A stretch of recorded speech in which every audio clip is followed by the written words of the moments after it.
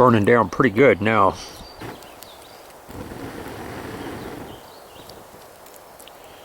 Just wasted all this time and effort. Let's give this another shot.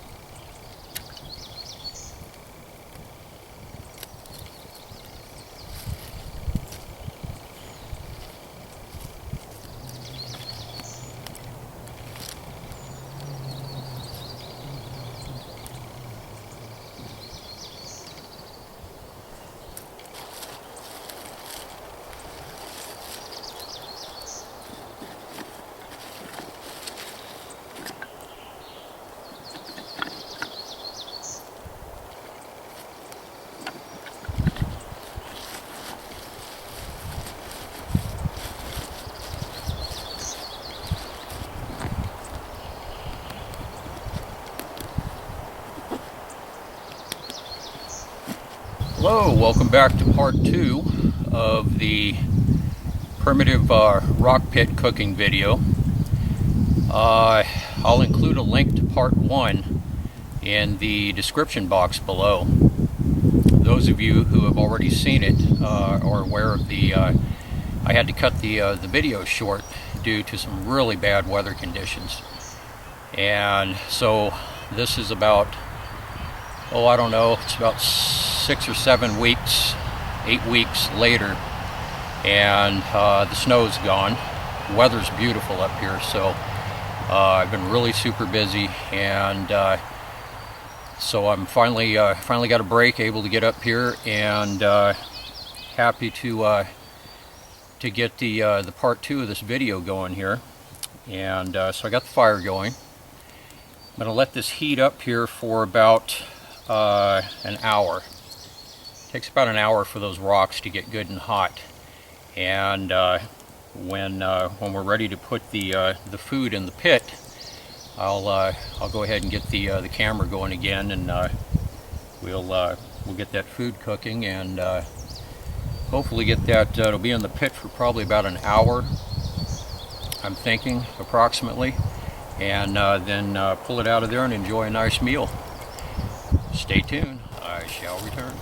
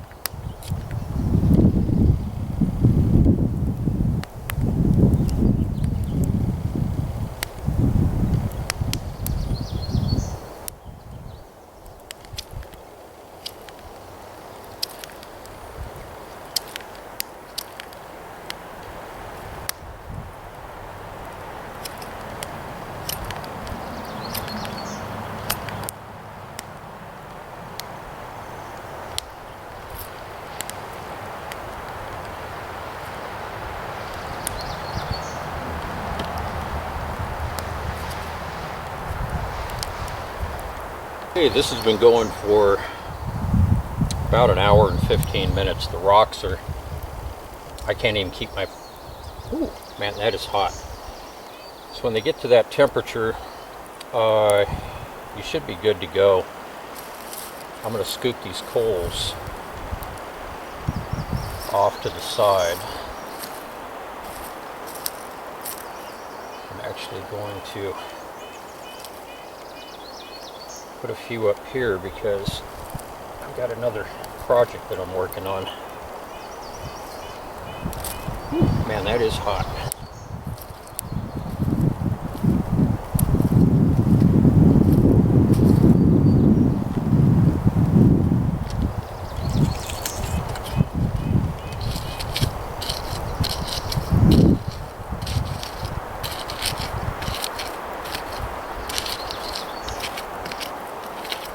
And if you use rocks, the rocks that you choose for this, don't pull them from a water source or near a water source, because they can explode. You have to be really careful about that. And they can blow, they can explode pretty violently. Okay, so what we're going to do is, so these are really hot down in here. Ooh.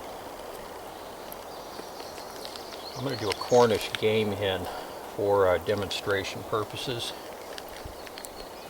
I've been defrosting this guy for a while. He's got just it's not doing bad. It's a little bit of ice in the middle.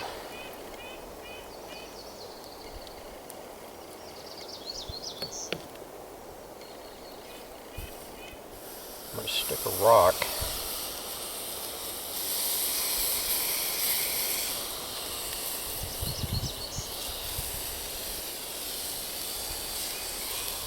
right inside.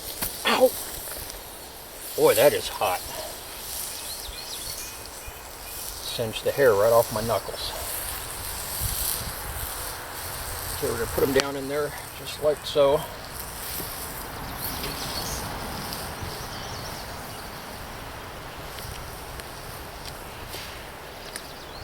And the coals don't hurt anything. You can actually cook directly on coals. You can put meat right on the coals. Something thick like this, it's good to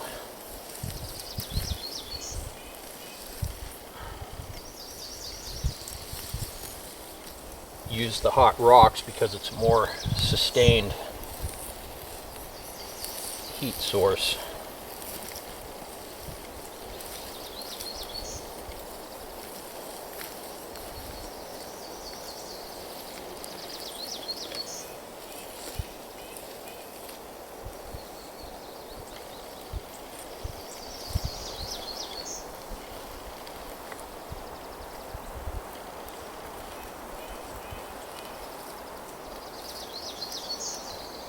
And the black that'll get on there from the charcoal is absolutely fine. It doesn't hurt you none. It's actually medicinal.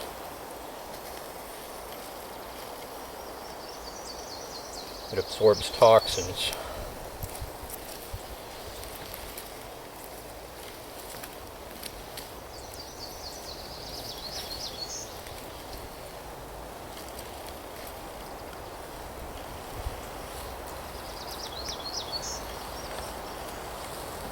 Remember where all my rocks are here. It's so hot I can barely get my knuckles down in there.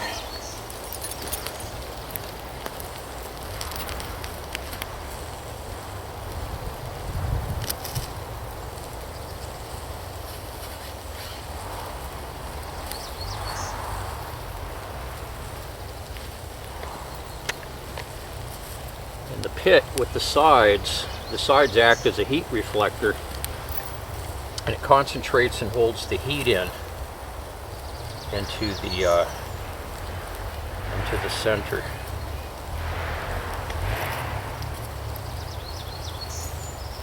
Focuses the heat into the interior.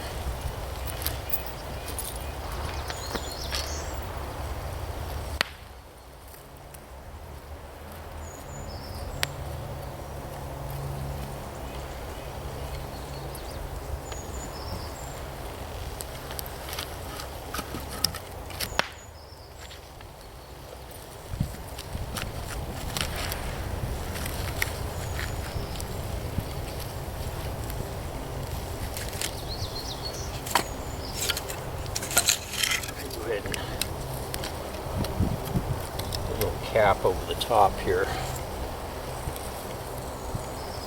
to help cap the heat in.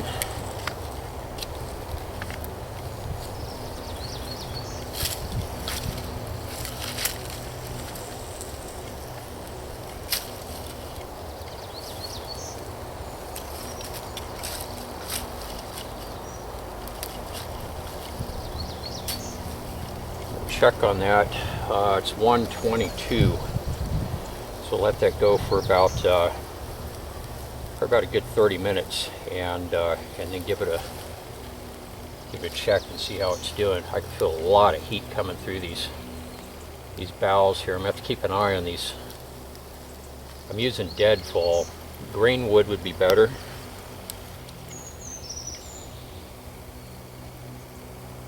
Have to keep an eye on it so these pieces I ran across on the top don't catch on fire.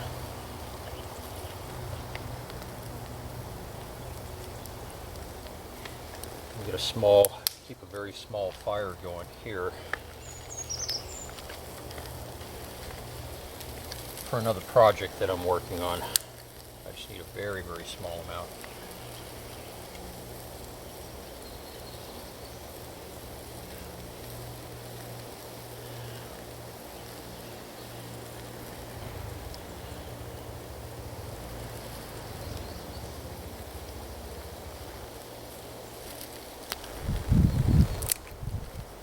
hear that. I don't know if the camera's picking that up. You can really hear that. You can hear that game hen sizzle in there.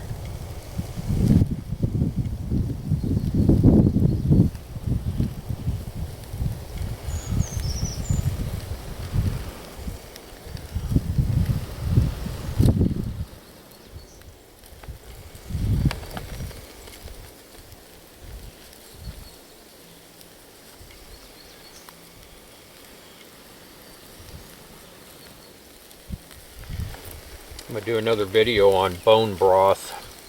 So when this is cooked and I'm done eating it, I'm going to use my canteen cup. I'm going to simmer the bones and the knuckles in a very small little fire here for a bit. And I'm going to do a video on bone broth, so that's why I'm getting this going over here on the side. Anyways, guys, I'm going to go ahead and let this do its thing. I'm going to keep an eye on it, make sure I don't see a bunch of smoke coming out of here that would tell me that these cross pieces are starting to catch, but it looks like it might be doing okay. And with those coals in there, it just kind of charbroils everything and really keeps the heat going. So we'll check back on this guy in, well, I don't know, we'll give him about 45 minutes. And I also brought a meat thermometer. You can tell if you cook and you barbecue, you can tell when food is done. I usually take my pinky. If I stick my pinky in meat and I can't hold my finger in there, it's hot enough. It should be about 170, 180 degrees. But I went ahead and I brought a meat thermometer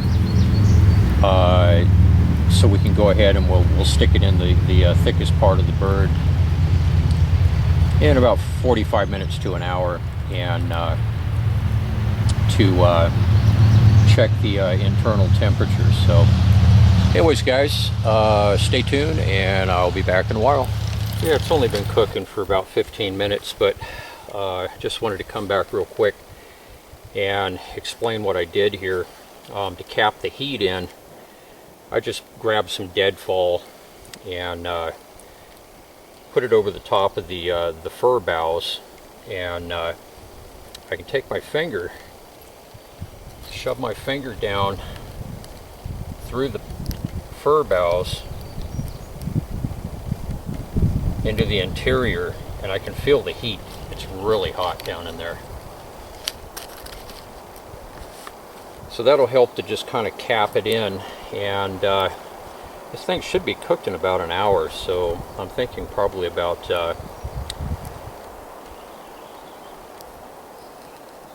probably about 220, 222. So we're going to give it a little while, and your nose will let you know when it's cooking. You'll just smell the food cooking, and when you start getting that scent, you know you're getting pretty close. So anyways, guys, I'll see you guys back in a little while.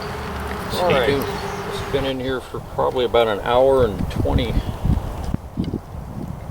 about an hour and 15, 20 minutes. I was busy working on a few other projects here. You see all the shavings laying around.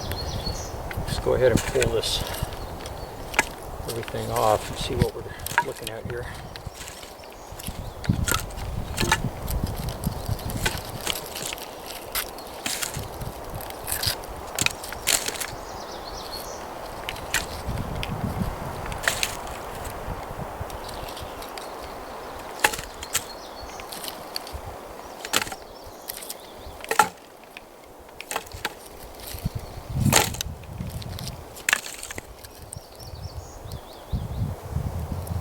Warm. Hopefully if there was enough heat there, get the job done.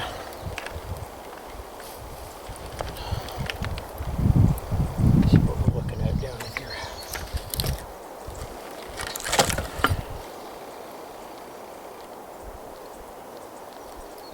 Those rocks are still hot. So hot I couldn't leave my hand laying on them. Let's see what we're doing here.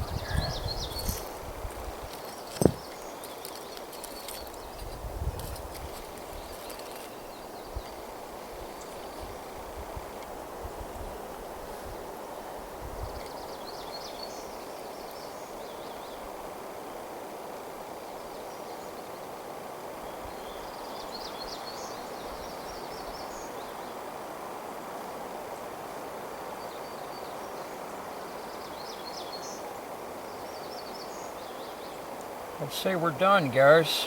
The meat thermometer, believe it or not, is right at 180 degrees.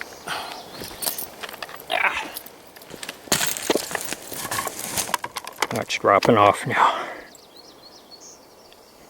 It's dropping off pretty fast. It's right at 180.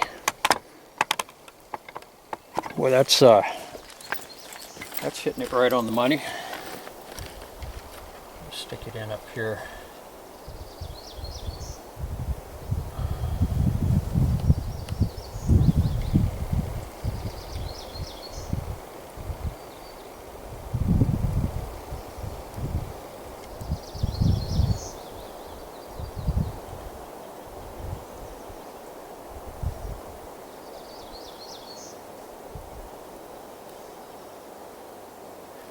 It's crazy.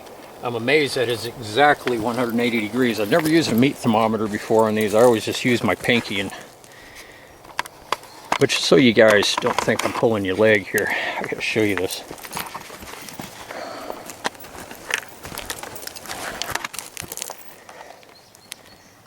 Let's pick up the glare here. Exactly 180 degrees down at the, into the inner core of that. We couldn't get any better than that. So there she is. I'm gonna go ahead and pull that out of there. It looks good. It smells good too. I wish you guys could smell this.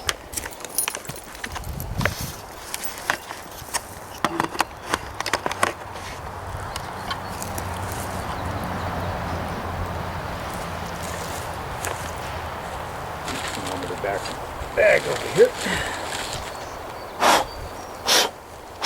It's one of my primitive burn bowls that I made, and go ahead and stick it in there. I'm really amazed that thing, I mean, right on the money, 180 degrees.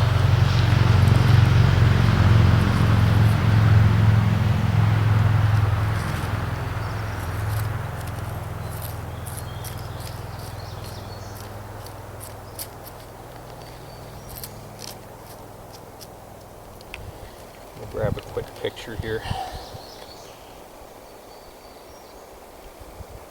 And I'm hungry. I haven't had anything to eat today. This is going to be absolutely delicious.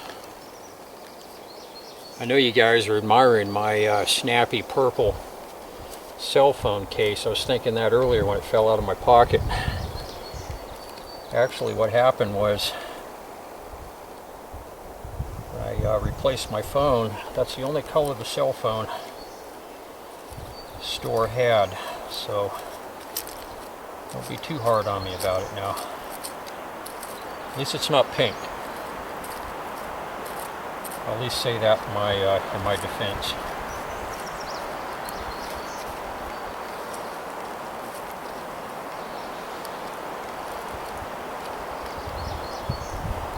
And again, this little bit of charcoal on here will not hurt you in the least. Pull this rock out of the body cavity here.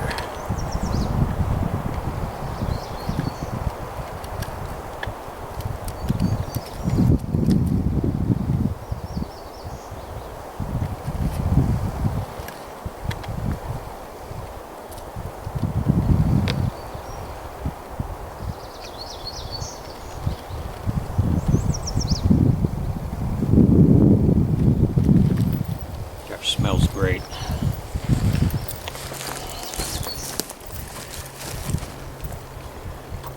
There it is, guys. It's moist,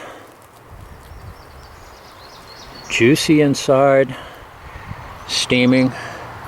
Now, ooh, damn, see, it's really, that's my finger test I usually use when I barbecue too. If I can't touch it, it's definitely, it's done. So I'm gonna go ahead and reposition the camera and go ahead and enjoy this guy. Stay tuned. If you don't know how to use chopsticks, I highly recommend learning how. It's the ideal bushcraft eating utensils. I've mentioned this in a number of previous videos, and pretty much when you're out in the wilderness, chopsticks are all over the place. I always make myself a pair, plus I use them to pull coals out or hot rocks or whatever. And when you're done eating, there's no dishes to do. You can just throw them in the campfire, and when you need another pair, they're all over the place. Wow, this is really, really juicy. I got to give you guys a close-up of this. It's amazing how the pit just locks all the moisture in.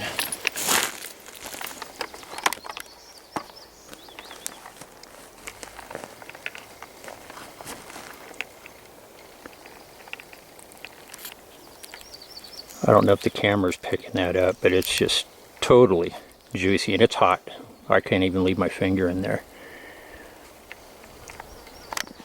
Turn this back around here. You can see the juice all over my fingers here.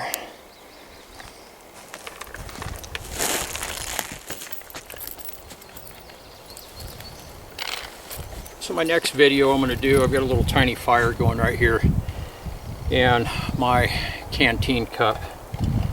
I'm going to save some of the bones, as much of the bones as I can get in there, and the cartilage, the knuckles, and put some water in the cup, and I'm just going to simmer it for a while. Ideally, it should be simmered for several hours. And look at the juice just dripping off of this.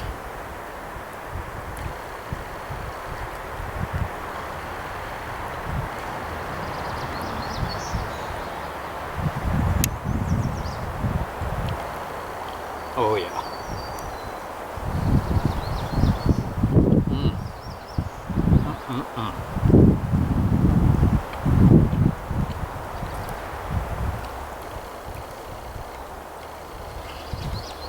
Ooh, it's hot.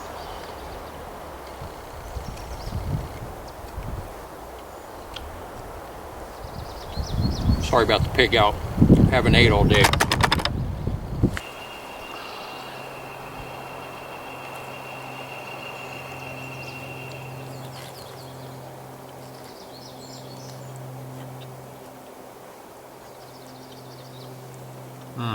This is really good.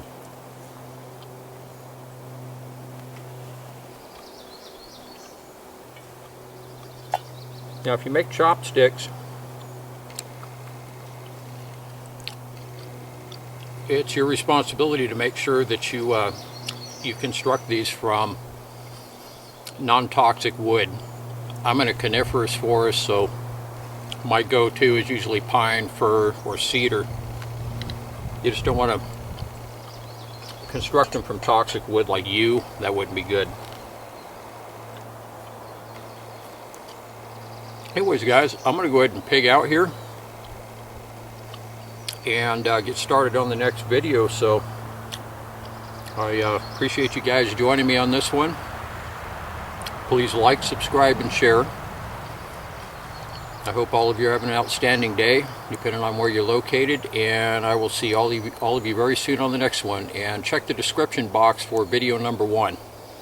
You'll see the horrendous weather that I got caught in up here, and I actually had to cut the video short and get off the mountain. Everything was turning to ice, and it was pretty rough. Anyways, you guys have a great one. I'll see you soon. Take care. Bye-bye.